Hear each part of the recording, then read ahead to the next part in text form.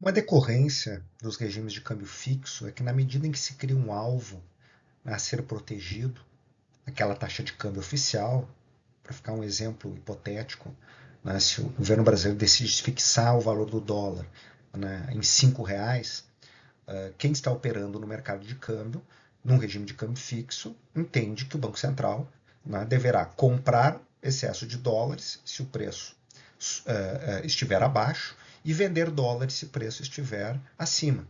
E, portanto, deverá ter reservas em dólares suficientes para honrar o compromisso principal de manter este preço, particularmente no contexto de um aumento abrupto da demanda por moeda estrangeira. O regime de câmbio fixo só se sustenta na medida que as pessoas acreditarem na capacidade da autoridade monetária em manter esse preço, o que depende de outras condições macroeconômicas. O próprio regime de câmbio fixo, ao atrelar ou afixar a taxa nominal de câmbio e não conseguir necessariamente garantir com que os preços domésticos cresçam menos do que os preços estrangeiros, que os salários domésticos cresçam menos do que os salários estrangeiros, ou que a produtividade da economia doméstica cresça mais do que a estrangeira, pode gerar distorções na taxa de câmbio real, reduzindo a competitividade externa e fazendo com que o país possa ter dificuldades de honrar compromissos externos, tendo déficits em conta corrente, que vão depender de financiamento com a entrada autônoma de capitais pelo setor privado, via conta capital e financeira, e na medida que esses capitais forem essenciais para financiar o balanço de pagamentos na sua conta corrente, a dependência com respeito a essa fonte de recursos se manterá ao longo de um determinado período de tempo. Portanto, isso cria um conjunto de dilemas que pode produzir crises e fugas de capitais. Nós vamos mostrar o exemplo de um modelo desenvolvido pelo próprio Krugman no final dos anos 70, alusivo às crises ocorridas aqui no Cone Sul, na Argentina, no Uruguai, no Chile, que tinham câmbio fixo, que vão passar por processos rápidos de abertura financeira, com desequilíbrios macroeconômicos, e na medida em que as reservas cambiais iam diminuindo e os agentes iam desconfiando da capacidade de manutenção daquela taxa de câmbio fixa, se produzia um ambiente propício para ataques especulativos e fugas de capitais. Este gráfico procura mostrar exatamente isso. Vamos imaginar que na parte de cima, que nós temos a curva de paridade de juros, a partir de um determinado momento, os agentes econômicos não confiem mais que a taxa de câmbio de amanhã será igual à taxa de câmbio oficial. E, portanto, se cria um risco cambial. Isso se expressa pelo deslocamento para a direita e para cima de toda a curva de paridade de juros, expressa em vermelho aqui. E vocês notem que um E1 é maior do que o E oficial, que significa que os agentes esperam que amanhã a taxa de câmbio seja maior do que a oficial. Se isso acontece, estabelece uma situação muito complicada por parte das autoridades monetárias. Elas teriam que ser obrigadas a fazer uma política de venda de reservas, e esta venda de reservas tiraria a moeda nacional de circulação, aumentaria a taxa de juros, para com isso pagar o prêmio pelo risco cambial. Se vocês observarem aqui, para equilibrar o mercado de câmbio nessa nova circunstância, há que se pagar um adicional sobre a taxa de juros que incorpore o prêmio de risco, ou seja, a variação esperada da taxa de câmbio, que deveria ser zero, se o sistema fosse crível. Agora, ao fazer isso, o Banco Central reduz as reservas.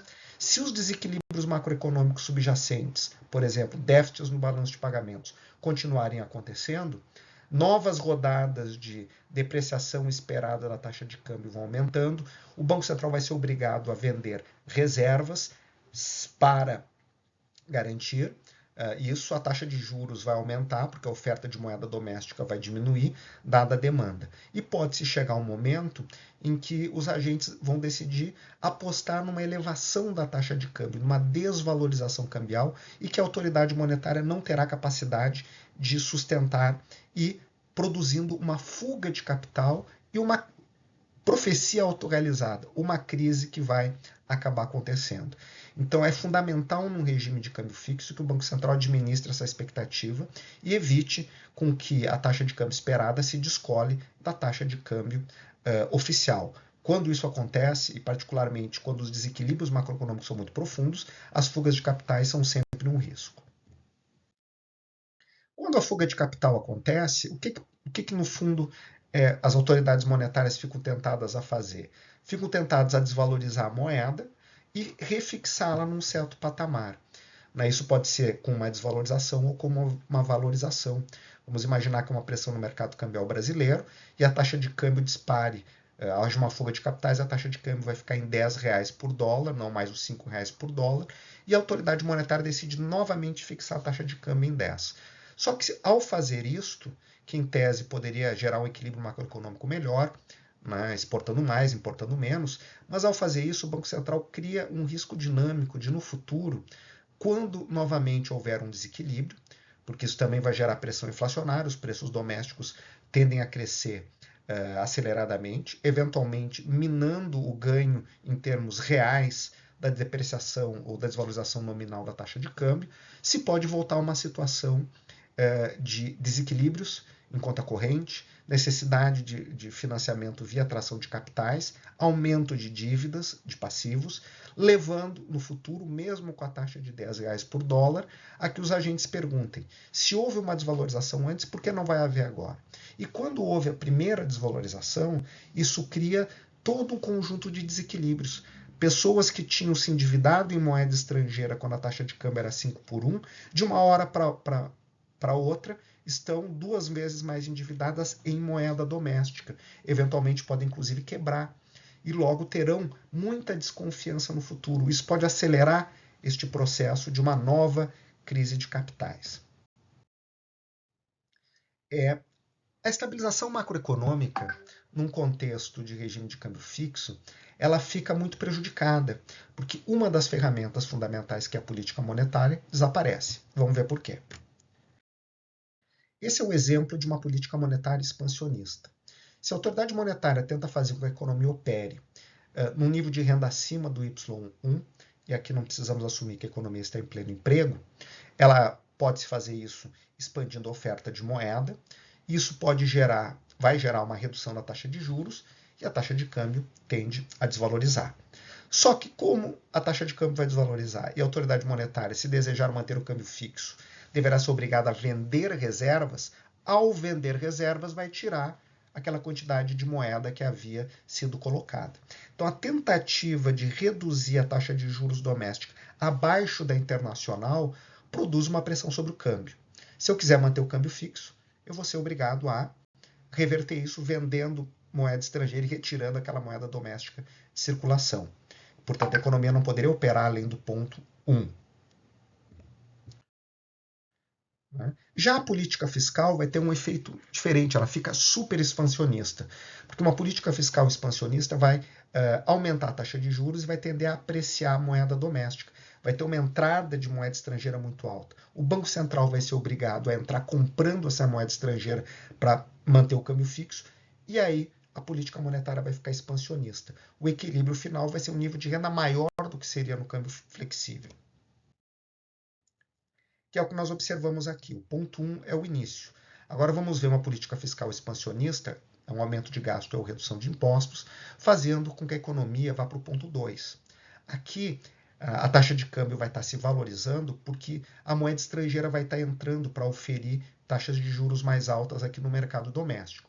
Para evitar isso, né, a valorização da moeda doméstica, um E2 menor do que o E oficial, o governo vai ter que entrar comprando o excesso, o Banco Central, comprando o excesso de moeda estrangeira e jogando moeda doméstica na economia, até que a taxa de juros doméstica volte a ficar igual à taxa de juros internacional. E, portanto, o resultado final vai ser 3. Se fosse câmbio flutuante, seria no ponto 2, passa a ser no ponto 3. A política fiscal fica, portanto, super expansionista. Como nós tínhamos dito antes, existiria a alternativa da autoridade monetária deixar a moeda valorizar ou desvalorizar. Só que, novamente, por mais tentador que possa parecer, a desvalorização ou a valorização criam um risco de credibilidade. Né? Quem vai supor que no futuro a autoridade monetária possa não decidir desvalorizar novamente a moeda, o que gera efeitos redistributivos ou valorizar a depender da decisão. Notem que nós vamos voltar a isso lá quando olharmos a situação europeia nos anos 60. A desvalorização ocorre quando o preço da moeda sobe e se refixa, e a valorização quando ela é reduzida e se fixa novamente. Historicamente, na época do sistema Bretton Woods, países desvalorizaram, Inglaterra, e países valorizaram as suas moedas, Alemanha e Japão. Este gráfico mostra o efeito de uma desvalorização. Parece simples, então, em tese, basta deixar com que a taxa de câmbio, depois que houve a fuga de capitais e houve uma desvalorização, se estabiliza no ponto E2, eu vou fixar novamente, a economia ficaria num nível de emprego mais elevado do que anterior. A questão é, será que esse nível nominal será um nível real ao longo do tempo? Para tanto, a inflação doméstica deveria ser menor do que a estrangeira, ou a minha produtividade deveria crescer mais do que a estrangeira. Se isso não acontecer, eu vou ter um efeito sobre a taxa de câmbio real, inevitavelmente, em algum ponto, e esta economia voltará a ter déficits em conta corrente. Nestas circunstâncias, pode, por óbvio, que o Banco Central não tenha condições de reserva suficientes para uma nova pressão especulativa. Lembrando que agora que o Banco Central mostrou que não é capaz de manter o seu compromisso com o câmbio fixo até o final, porque ele desvalorizou anteriormente, essa fuga de capitais, assim que os sinais de desequilíbrio surgirem, pode ser muito mais rápida e muito mais intensa. Na sequência, vamos seguir analisando os desdobramentos do câmbio fixo.